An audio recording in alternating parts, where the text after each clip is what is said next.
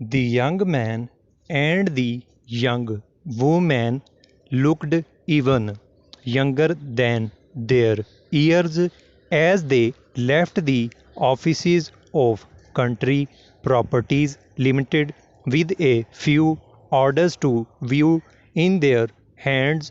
They were indeed two young people very much in love and recently married, and they were looking for a house. They had been married for just 6 months, and when they got married on that cold December, they they had believed that they would soon find a place to let, and it did not seem necessary to wait for that happy day before setting up home together. So they had gone to live with his mother, having only one room of their own, and they had been very, very happy. It was an old house, however, with no modern changes. It was in a street lined on both sides with old houses just like it. And when April had come and the days grew longer, the young married people all at once began to long for a little house of their own with their own things in the rooms, and with a little land at the back and in the front where they could plant things and watch them grow.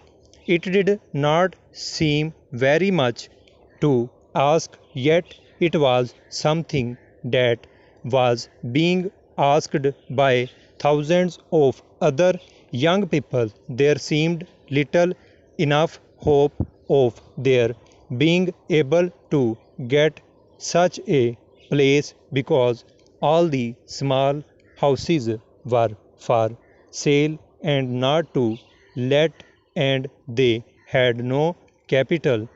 Will the young man was an engineer, and may a beautiful young person with eyes so clear and true had been a maid in a big boarding house at the seaside before her marriage.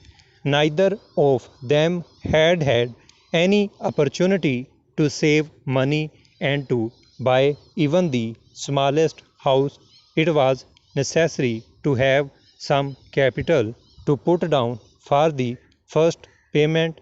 There had been times during that month of April when May thought that Will had lost interest in her. He sat so often deep in thought and without speaking when she asked him what he was thinking about. He would answer shortly, work, and then one day he told her the truth. The big engineering works where he spent his days had set a competition for their workers. The company desired to cut its operating costs, and being a forward thinking undertaking, it believed that the workers themselves who had to do the work might probably be able to think of ways and means of improving methods. The first prize was to be 500 if the best suggestion put forward seemed worth that sum. So Will had thought and thought and had put in his own ideas for the improvement of methods.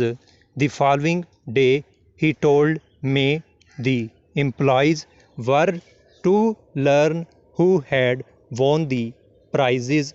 May put her hands in his, for she saw that he cared very much, that he had high hopes, but she could not help feeling that the 500 would never be theirs.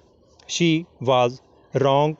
Will won the prize, and his suggestions were considered to be so outstanding that the directors of the company had marked him down as a man worth watching. So, on that lovely day in June, Will and May had some houses to look over, houses in the country with rooms with a view.